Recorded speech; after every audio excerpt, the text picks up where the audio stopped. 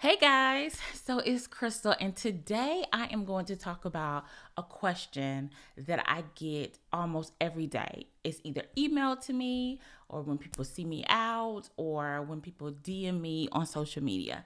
And the question is, Crystal, I'm working through all of the stuff that I went through during childhood. I am trying to heal these emotional wounds. I recognize the dysfunctional family that I come from.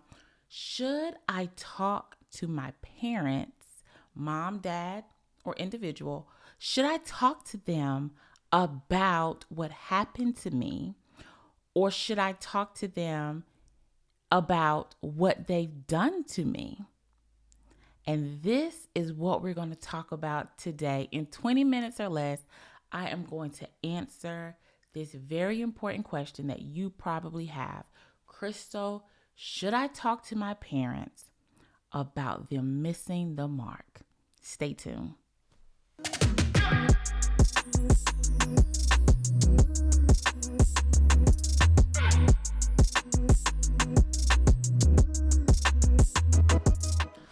Okay, so let's dive into it. Should you talk to your parents, your caregivers, about what they did to you? And I always answer this question with a question.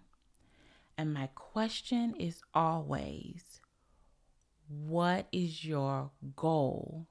What's your purpose? What's your end game for speaking with them about this? And most often, people say, well, I just want them to know, or I would like an apology. I would like an acknowledgement. I would like them to be held accountable for what they did. And I always respond and say, you are absolutely deserving of those things. But my answer to your question about whether you should go talk to them about what they did to you is no. And this is why.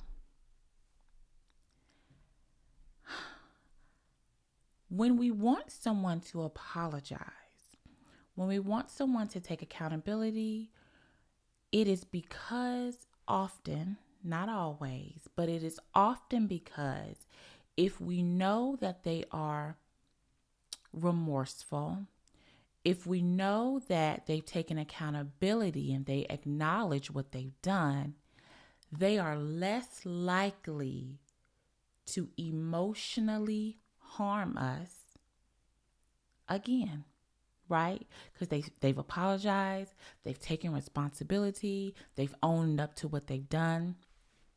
And if they've owned up to what they've done and they recognize that they did something wrong, then they are less likely to do it in the future, which means I can trust them, which means I can feel safer with them, which means it would be easier for me to move on emotionally or to re-engage in some type of relationship with them, right? You moving on, you deciding to re-engage in a relationship is an individual decision, okay?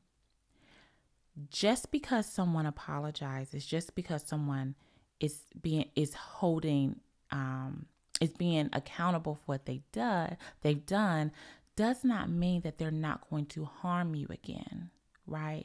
That's a false sense of hope that you've created.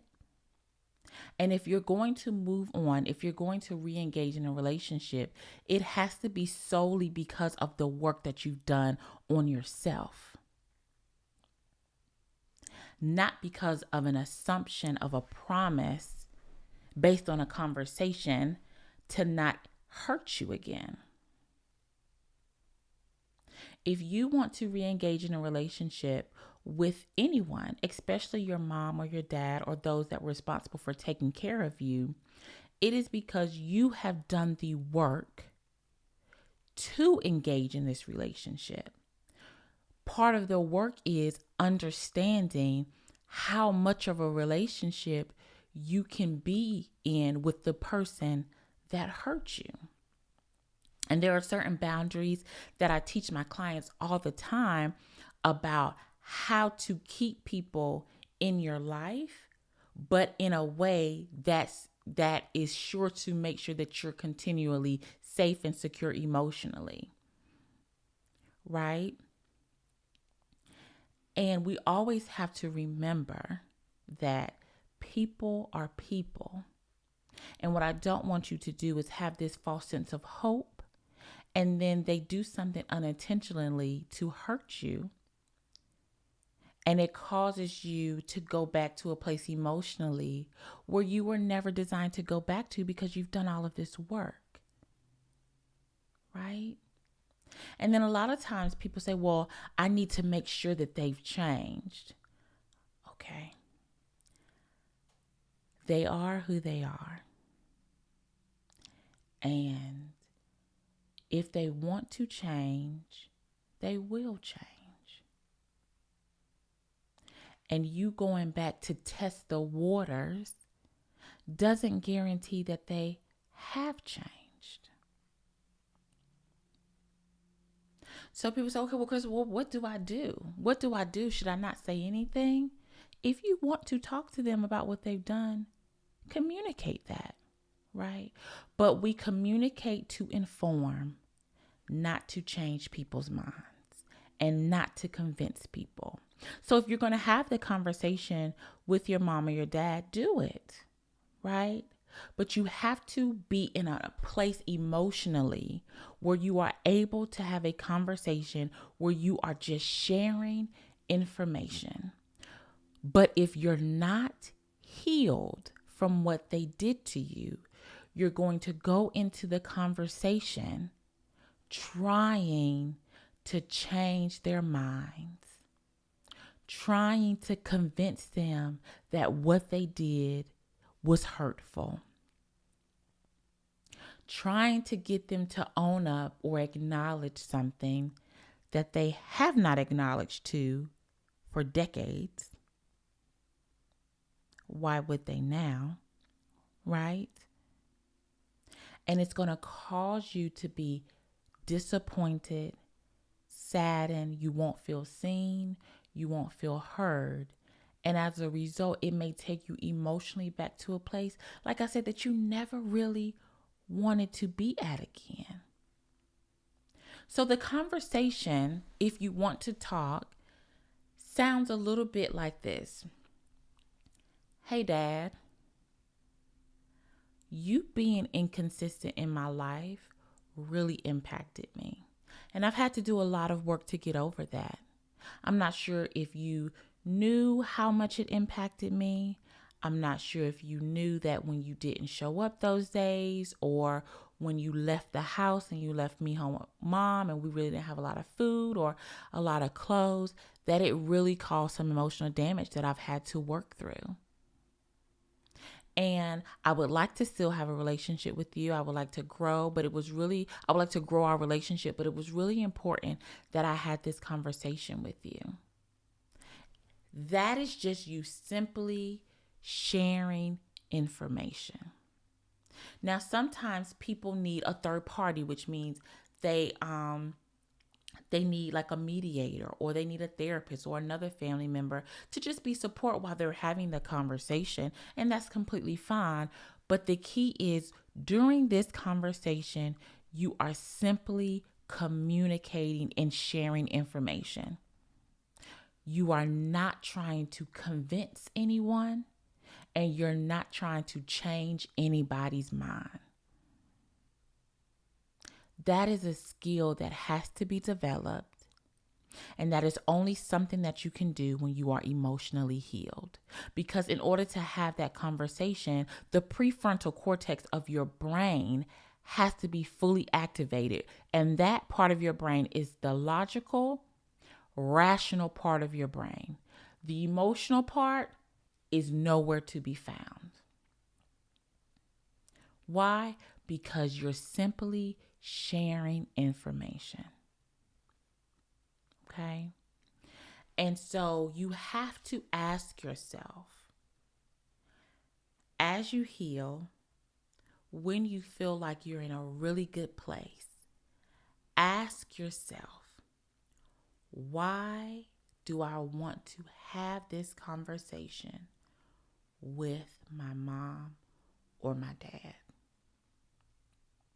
And if your answer even remotely sounds like, because I want to convince them, I want them to change their mind, I want an apology, I want them to be held accountable for what they did, rethink it, because you will be the one that ends up emotionally hurt again. Have the conversation when you're ready to just share information. And you can share the information face to face. You can do it through email. You can do it through letters. You can do it through text. It's whatever you feel comfortable with. And you have to be able to do it in a respectful way. Because it's not always about what you say, but also how you say it. And then lastly, you have to keep in mind who you're talking to. You know whether your mom or your dad can even handle a conversation like this. Maybe they're not yet emotionally mature enough to handle it. If that's the case, don't set yourself up for failure and have the conversation. Don't do that for yourself. Because even if you're communicating and just sharing information, if they are emotionally immature and you may hit an emotional wound for them, their logical brain, part of their brain is going to shut off, and the emotional part of their brain is going to take over. And nothing that you say will be received. They're not ready. And there's nothing you can do to change that. But don't set yourself up to be disappointed. Remember who you're talking to. Maybe you have one parent that can handle it. You're like, you know what? Oh, we've had some tough conversations, right? And during those conversations, the parent did not blame. They were not passively aggressive. They did not talk over me. They did not say mean things to me. They did not try to make it seem like what I was saying wasn't true. They listened to me. I felt seen. If that has been happening for you, your parent is probably a really good candidate to have this conversation, right?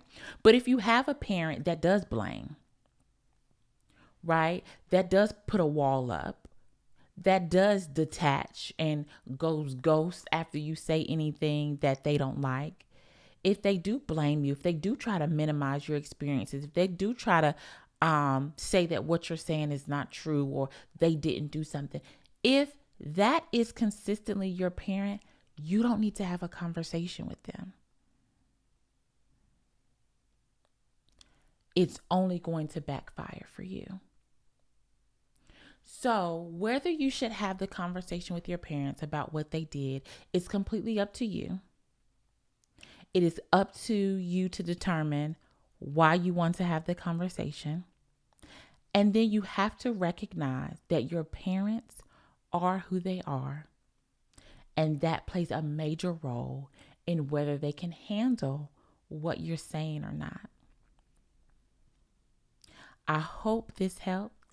Please DM me more questions or comments that you have. We'll talk about it here. But I hope you have an absolutely amazing day. Talk to you soon. Bye.